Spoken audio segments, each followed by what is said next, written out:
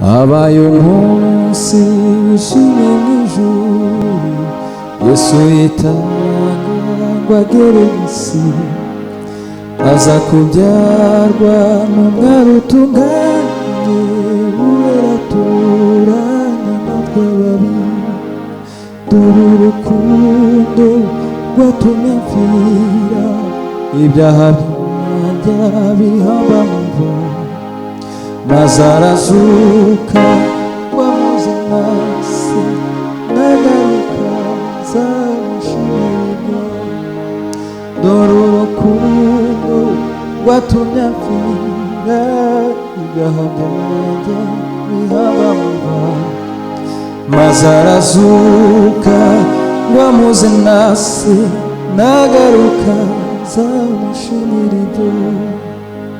Dore urukundo rwatumye mpfira, ibyaha byanjye bihamba mu mva, maze arazuka ngo amuze nase, nagaruka nzamushimira ibyo.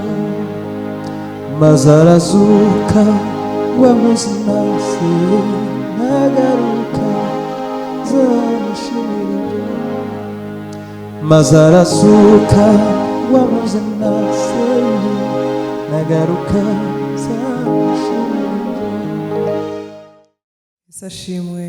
Bene data, ndabashuhuje mu izina rya Yesu, aho muri hose ndabashuhuje. Ni umwanya mwiza nagira ngo tuganire ijambo ry'Imana. Ni umwanya mwiza w'agaciro, aho uri mu kazi, aho uri mu rugo, dufatikanye muri uyu mwanya, dufatikanye kuganira ijambo ry'Imana. Mbere y'uko turiganira, nagira ngo tubanze dusenga Imana. Data, mu izina rya Yesu Kristo umucunguzi wacu, turagushimye kubw'uyu munsi mwiza w'umugisha waduhaye. Turagushimye Uwiteka Imana ko waturinze, turagushimye kubw'imirimo yawe myiza itangaje udukorera uko bukeye n'uko bwije. Izina ryawe rihabwa icyubahiro. Uyu ni umwanya mwiza tugiye kuganira ijambo ryawe. Ijambo ryawe ni ubuzima, ijambo ryawe rijya ridukomeza, ijambo ryawe rijya rituma dukomeza kuba abagabo nyabagabo bo kuvuga ubutumwa bwiza. Ureke umuntu wese uri bwumva ijambo ryawe Mwami, rigira icyo rimukorera mu mutima we, rigira icyo rimukiza, rigira icyo rimuhindurira, kuko ijambo ryawe rigira ubutware n'ubushobozi bwo guhindura imitima y'abera. Ureke ubwiza bwawe, imbaraga zawe n'urukundo rwawe bibane n'abera, bibane n'abantu bose bari bwumva ijambo ryawe. Tubisabye twizeye mu izina rya Yesu, amen. Nagira ngo niyegereze abantu bose bari bwumve ijambo ry'Imana, abari hafi, abari kure, abo dusengana, abatuye isi, abari bwumvije ijambo. Nagira ngo wabere umwanya mwiza wo kumva ijambo ry'Imana, kubera ko iyo twumvise ijambo ry'Imana tuva ku rwego tukajya ku rundi. Iyo twumvise ijambo ry'Imana turongera tugakomezwa, imitima yacu kongera ikubakika. Nagira ngo rero dufatikanye tuganire ijambo ry'Imana uyu munsi, kandi aho uri hose rigufashe kandi rikugeze ku byiza Imana igushakaho. Reka dufatikanye dusome ijambo ry'Imana riri mu gitabo cya Matayo, muri Matayo ibice 5.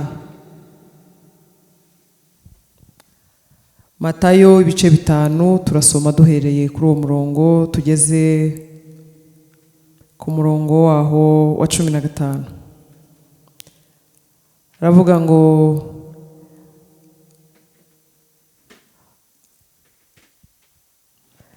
Matayo ibice 5 duhereye ku murongo wa mbere, haravuga ngo abonye abantu benshi azamuka ku musozi, amaze kwicara abigishwa be baramwegera, aterura amagambo ati: hahirwa abakene mu mitima yabo, kuko ubwami bwo mu ijuru ari ubwabo.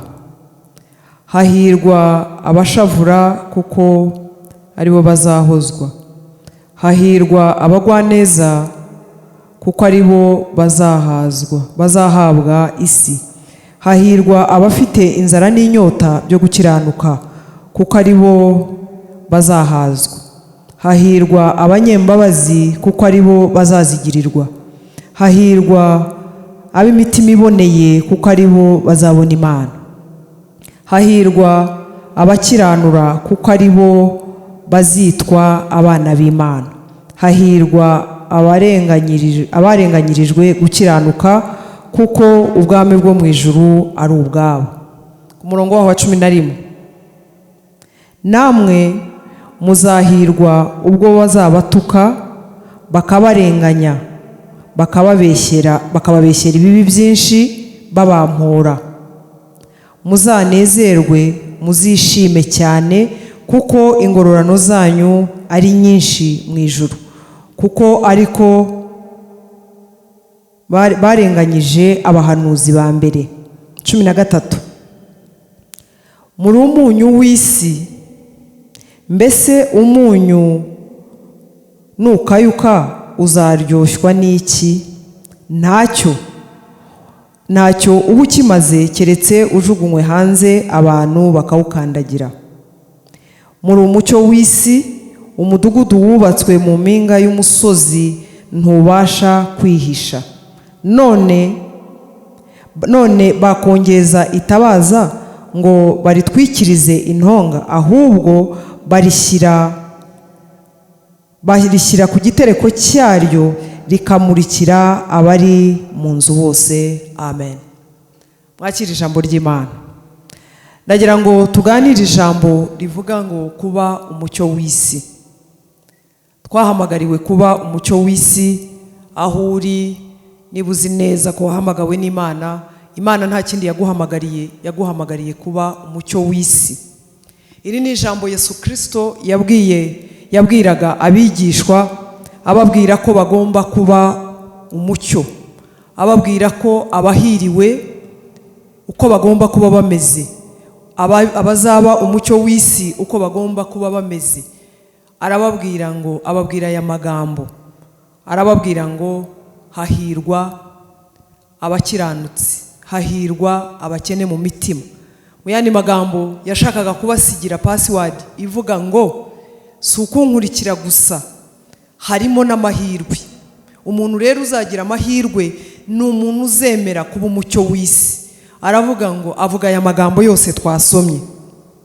Ababwira ko bagomba kuba umucyo w'isi, ababwira bagomba kuba umucyo w'isi uko bagomba kuba bameze. Si abantu bose, nibarya bemeye kwakira umucyo, nibarya bemeye kwakira Yesu Kristo akamurikira imitima yabo, nibarya bemeye kwigisha kuba abigishwa ba Yesu Kristo, nibarya bemeye gukora ibyo Kristo ashaka. Si abantu bose rero bashobora kuba umucyo w'isi. Hari igihe rimwe na rimwe tujya dushaka ko abantu batubera umucyo, ariko nyamara nta mucyo wigeze ubamurikira. Asiga babwiye kugira ngo ejo batazakora ibinyuranye n'ibyo ashaka. Asiga bigishije, asiga bahuguye, arababwira ngo dore abantu bazaba umucyo w'isi uko bagomba kumera, uko bagomba kwitwara, abagomba kuba abantu bahiriwe uko bagomba kuba bameze. Arababwira ngo si abantu bose, ahubwo nibarya bemeye kwakira umucyo, nibarya bemeye kwakira Kristo, nibarya bemeye kuba aba Kristo, nibarya bemeye gutukwa kubwe, nibarya bemeye kurenganywa kubwe, barya abo ngabo nibo bemerewe kuba umucyo w'isi. Iyo Kristo ari muri twe, iyo Kristo yinjiye mu mitima y'abantu, baba babaye umucyo w'isi. Ijambo ryatubwiye, havuze ngo ku murongo waho wa 6, havuze ngo hahirwa abantu bafite inzara n'inyota byo gukiranuka. Haleluya. Abantu bafite inzara n'inyota byo gukiranuka, abo bantu bazaba umucyo, bazamurikira isi. Ntabwo ari ugupfa kuba umucyo gusa, no kubanza ukakira umucyo ari we Kristo akaba muri wowe. Aho umucyo uri, umwijima urahunga. Aho umucyo uri, ibyaha birakira. Aho umucyo uri, ihumure riraza. Aho umucyo uri, uwo muntu ahesha abandi amahoro. Aravuga ngo hahirwa abantu bahiriwe ni abantu bonyine bafite inzara n'inyota byo gukiranuka. Haleluya. Mwene data, nshuti unkurikiye, dufatikanyije kumvira ijambo ry'Imana, nagira ngo nkubwire ngo Kristo yashakaga kubwira abigishwa ngo bamenye ko atari ukumukurikira gusa, ahubwo harimo n'amahirwe. Hahirwa umuntu ufite inzara n'inyota byo gukiranuka. Haleluya. Turimo turaganira ijambo rivuga ngo twahamagariwe kuba umucyo w'isi. Isi irimo umwijima. N'Imana irema ngo isi yari iriho umwijima, nta shusho yari ifite, ariko itangiye kurema, imaze kurema umuntu, itangira kugitandukanya ibintu, itangira gutandukanya amanywa n'ijoro, itandukanya izuba n'umwijima, irabitandukanya kugira ngo abantu babimenye. Tujye tumenya igihe cyo kugenda ku manywa, tumenye igihe cyo kugenda nijoro. Iravuga, arababwira ngo hahiriwe umuntu uzaba ufite inzara n'inyota byo gukiranuka, uwo nguwo niwe uzaba umucyo w'isi. Haleluya. Ayongera ababwira ijambo ryiza riba ku murongo waho wa 9. Arababwira ngo hahirwa abakiranura kuko ari bo bazaba abana b'Imana.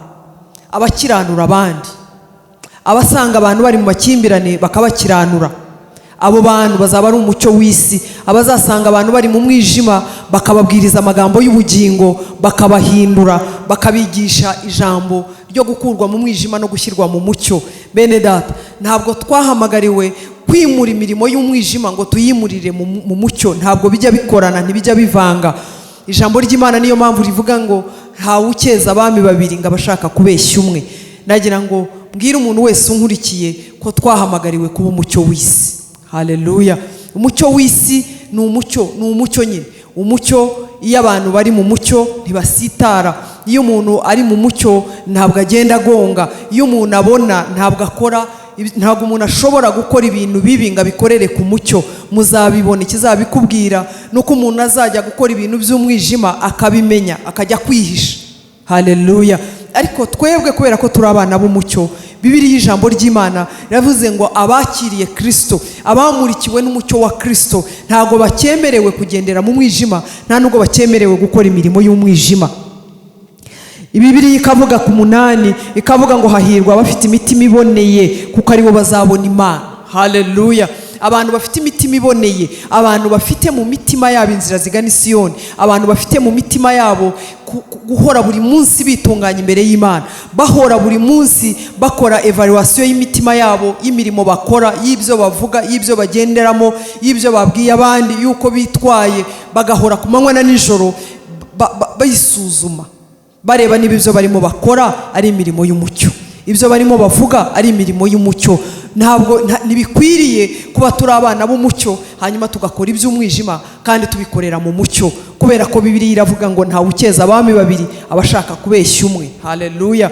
Niba rero turi abana b'umucyo, twarakiriye Kristo kubera ko ari we mucyo w'isi, kubera ko ari we mucyo wacu, dukora iby'umucyo kugira ngo isi ibashe kumurikirwa, cyane cyane ko iri mu mwijima. No muri iki gihe iri mu mwijima, no muri iki gihe abantu babuze uko babigenza. Muririmbyi yararirimbye ngo imiryango y'abakomeye, ngo n'abakomeye bose mu isi ngo bifashe ku matama kubera ko ntibafite igisubizo, ariko arangije araririmba aravuga ngo Yesu wenyine ngo niwe ubaruta. Haleluya.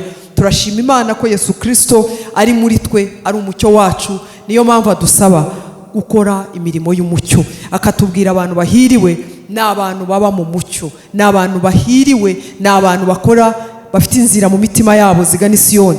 Abahiriwe n'abantu bafite inzira, n'abantu bafite inzara n'inyota byo gukiranuka. Haleluya. Biragatsindwa kuba umuntu ari umukristo yaramenye Imana, uri umukozi w'Imana, uri umuntu wamenye Imana, uri umuririmbyi se, uri umuhanuzi, uri umukozi w'Imana mu buryo bwose ubwo wabukoreramo Imana, ariko isi yakwitegereza ikabona nawe uracyafite imirimo y'umwijima. Iki ni igihe cyo gutandukanya umwijima n'umucyo, niko ijambo ry'Imana ryatubwiye.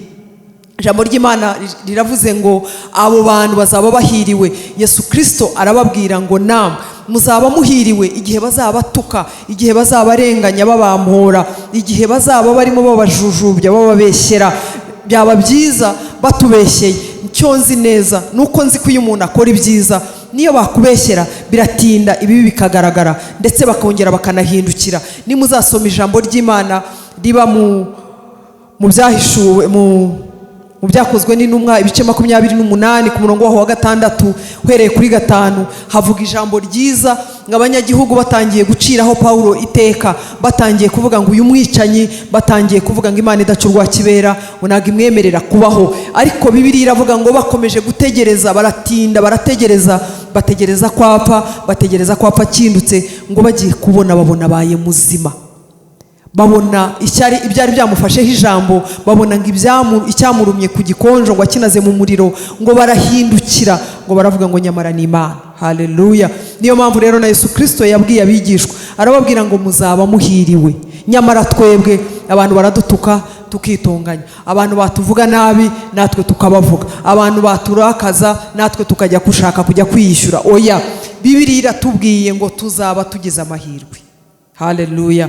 Ubwo bazaturenganya baduhora Kristo, ubwo bazadutuka, ubwo bazatubeshyera, ubwo bazatubeshyera ibibi nyamara tutabikoze, ngo tuzaba turi abanyamahirwe. Haleluya. Tuzaba duhiriwe kubera ko ibyo bazaba bavuga, ibyo bavuga Kristo afite ibinyuranye, kandi ibyo barimo bavuga Kristo azabereka ibitandukanye, ngo umunsi azagororera abo bahiriwe, abo bihanganye, abo bagize inzara n'inyota yo gukiranuka, abo bagize inzara n'inyota yo gushaka imitima yabo guhora iboneye, abo munsi azabagororera. Isi izamenya ko gukurikira Kristo cyangwa guharanira kuba umucyo bifite umumaro. Iyo turi muri Kristo Yesu tuba turi umucyo. Haleluya. Niyo mpamvu kuko Kristo ari muri twe natwe tukaba muri we, niyo mpamvu aduhesha kuba umucyo, kuko turi muri we nawe akaba ari muri twe. Niyo mpamvu ijambo ry'Imana riravuga ngo nituguma muri we nawe akaguma muri twe, ngo n'amagambo ye yatubwiye akaguma muri twe, ibyo tuzasaba byose tuzabihabwa. Haleluya. Kubera ko Kristo ari umucyo kandi tukaba twaramwakiriye, nagira ngo nkubwire ngo wowe wahamagawe, we wumva ijambo ry'Imana, wowe ukorera Imana, we witiriwe iryo zina rya Kristo, wowe isi ibona ikagutandukanya ikamenya ko uri umukristo, ukwiye kuba umucyo w'isi. Ijambo ry'Imana ryatubwiye ngo dukwiye kuba umucyo, ngo kuko turi umudugudu ngo wubatswe mu mpinga z'imisozi udashobora kwihishira. Turi umudugudu witaruye, turi umudugudu ukwiye kurebwa n'abantu n'isi, ukabona ko twitaruye, batugeraho bakadusanga n'imbuto, batugeraho mu gitondo bakazidusangana, batugeraho ku manywa bakazidusangana, badutungura bakazidusangana, kubera ko turi umudugudu wubatse mu mpinga z'imisozi. Haleluya. Nshuti y'Imana, nagira ngo nkubwire ngo kubera ko uri umudugudu wubatswe n'Imana, kubera ko uri umuntu watunganijwe n'Imana, kubera ko turi abantu bagiriwe amahirwe yo kumenya Kristo, ngo turi umudugudu wubatse mu mpinga z'umusozi, ngo mbese wabasha kwihisha? Kuko utabasha kwihisha. Ijambo ryatubwiye riratubwira ngo mbese ngo umuntu ngo yacana itabaza ngo yarangiza akaritwikira, ngo kubera ko iryo tabaza ryagenewe kumurikira abari mu nzu ntibagende mu mwijima. Haleluya. Kubera ko itabaza rimurikira abantu bakabasha kubona, rimurikira abantu bakabasha kugenda badasitara. Uko niko umuntu wese wamenye Kristo, Kristo amusaba kumurikira abari mu isi, abari mu mwijima tukabakurayo, tukabazana mu mucyo, tukabamenyesha Kristo. Ijambo ryatubwiye ngo turi umunyu w'isi. Haleluya. Umunyu w'isi. Bibiliya iravuze ngo mbese iyo uwo munyu wakayutse ngo hari ikintu ukimaze. Nshuti z'Imana, twirinde gukayuka, twirinde kuba ba bantu bavuga ngo kera twari abavuga butumwa bibitangaza, kera twari abahanuzi batangaje, kera twari abanyamasengesho batangaje. Oya, ahubwo uko bukeye nuko bwije turusheho kwambara imbaraga z'umutima, turusheho gukora ibyo Imana ishaka, twe guhora tuvuga ngo kera twarasengaga, kubera ko Satani aracyakomeje, aracyari mu kazi, aracyaduhiga, aracyaturwanya, aracyarwanya itorero. Niyo mpamvu Bibiliya ivuze ngo mbese umunyu iyo wakayutse niki cyabasha kuwusubiza mu buryohe. Ndagira ngo mvuge ibintu nka bibiri biranga umunyu. Umumaro w'umunyu wa mbere ni ukuryoshya aho washyizwe.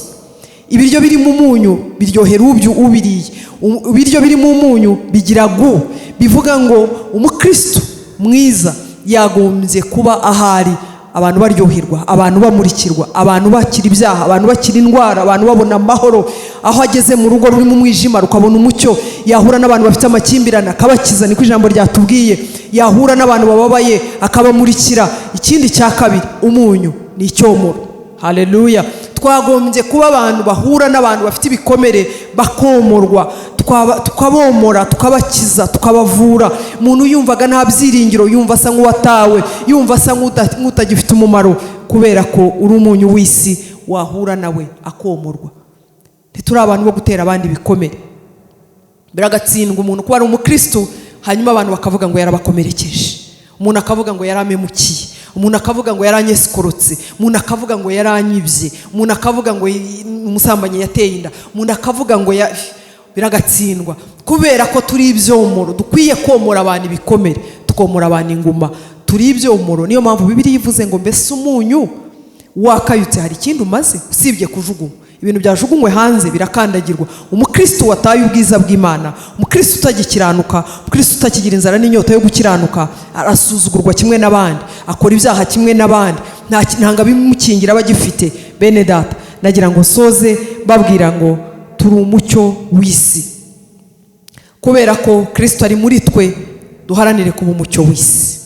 Umucyo w'isi ni imirimo myiza dukora, imirimo dukorera abatubona, imirimo dukorera abo tugendana. Imirimo myiza dukora igaragaza umucyo, nyamara imirimo mibi ikagaragaza umwijima. Mureke duhitemo nk'abantu bamenye Imana, nk'abantu bavuga Kristo, nk'abantu bazi ko Kristo ari umucyo yabamurikiye. Duhitemo dukora imirimo myiza, dukora imirimo myiza izatuma abantu batubona bakabona turi umucyo w'isi. Tuzibukira imirimo mibi, kubera kwidutandukanya na Kristo, kadutandukanya n'urukundo rw'Imana, kadutandukanya no kuba abakozi b'Imana, kadukuraho ubwiza bw'Imana. Duharanire gukora imirimo myiza, kuko ari iranga umucyo wabera b'Imana. Nagira ngo soze babwira ngo umuntu wese wumva ijambo ry'Imana, duharanire kuba umucyo w'isi, duharanire kuba umunyu w'isi, duharanire kugira inzara n'inyota byo gukiranuka, duharanire kugira imitima iboneye, kuko aribwo tuzabona Imana. Mwakira ijambo ry'Imana kandi mugubwe neza muri Kristo Yesu. Reka dusengane Imana. Data, turagushimiye kubw'ijambo ryawe, turagushimiye kubw'uyu mwanya mwiza.